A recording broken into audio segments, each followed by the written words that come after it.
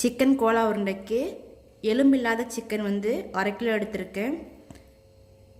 நல்லா மஞ்சத்தூள் போட்டு நல்லா வாஷ் பண்ணிவிட்டு தண்ணி இல்லாமல் வடிகட்டி வச்சுருங்க. தண்ணி சுத்தமாக இருக்கக்கூடாது. நம்ம எடுத்துருக்க சிக்கனை மிக்சி ஜாரில் போட்டு ஒரு அடி அடிச்சுக்கோங்க.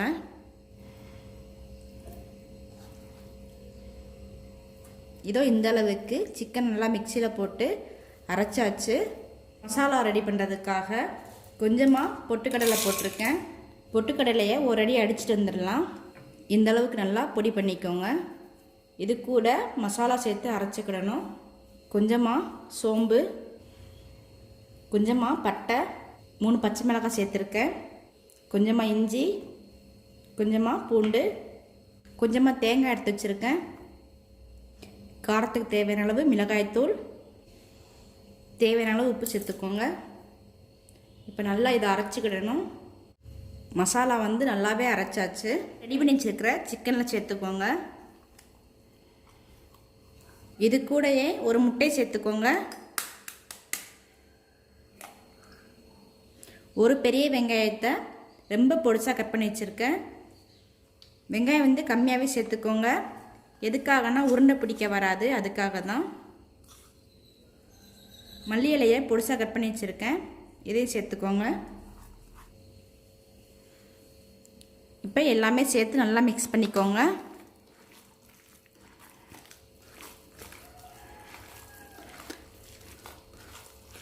உங்களுக்கு கொஞ்சம் தண்ணியாக இருந்துச்சுன்னா கூட கொஞ்சம் பொட்டுக்கடலை மாவு சேர்த்துக்கோங்க. கடைசியாக கொஞ்சமாக எண்ணெய் சேர்த்துக்கோங்க. எண்ணெய் சேர்த்து நல்லா மிக்ஸ் பண்ணி விட்டுருங்க. கரெக்டான அளவு தான் வந்திருக்கு. ஒரு 5 நிமிஷம் அப்படியே இருக்கட்டும். பொரிச்செடுக்கிறதுக்காக எண்ணெய் ஹீட் பண்ணியிருக்கேன். எண்ணெய் ஹீட் ஆகிக்கிட்டு இருக்கு. கொஞ்சமாக எண்ணெய் தொட்டுட்டு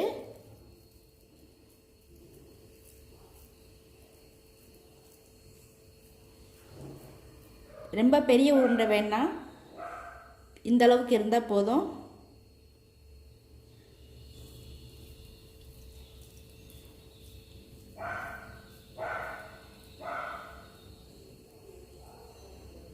இந்த மாதிரி கையில் கொஞ்சமாக எண்ணெய் தொட்டுட்டு உங்களுக்கு தேவையான அளவில் உருண்டை பிடிச்சிக்கோங்க.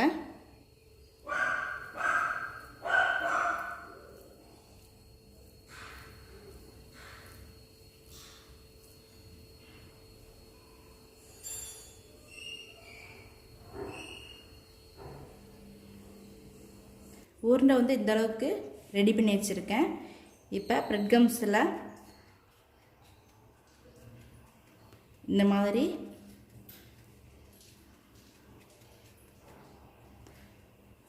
லைட்டாக பரட்டி எடுத்துட்டு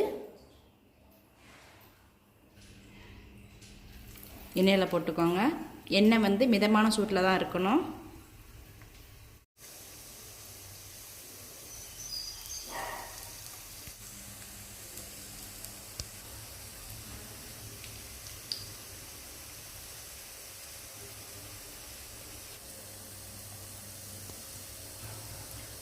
அடுப்பை சிம்மிலே வச்சுக்கோங்க.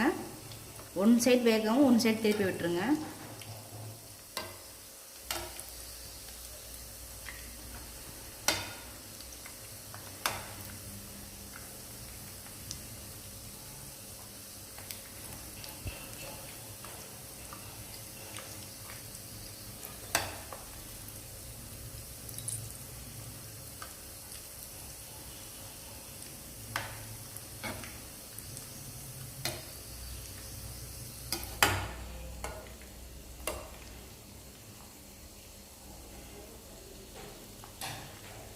ஒன் சைடு வேகவும் திருப்பி விட்டுக்கோங்க.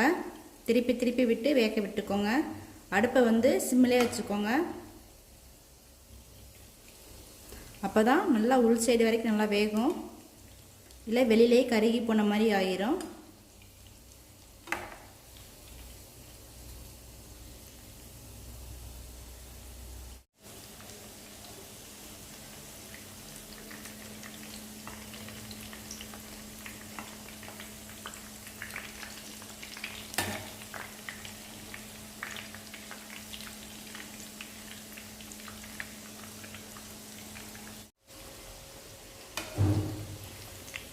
கோலா உருண்டை நல்லா வெந்துருச்சு.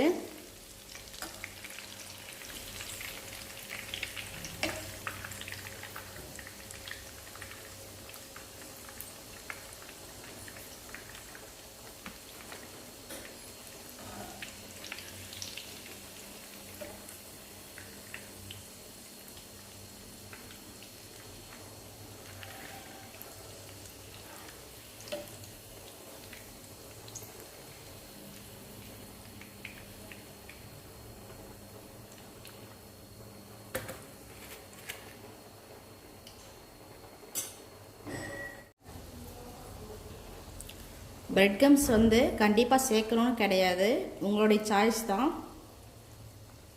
குழந்தைங்க சாப்பிட்டாங்கன்னா கொஞ்சம் மொறுமொறுன்னு கேட்பாங்க, மற்றபடி கம்பல்சரி கிடையாது. கோலா உருண்டை வந்து பிரெட் கம்ஸ் சேர்க்காமையும் சூப்பராக வரும்.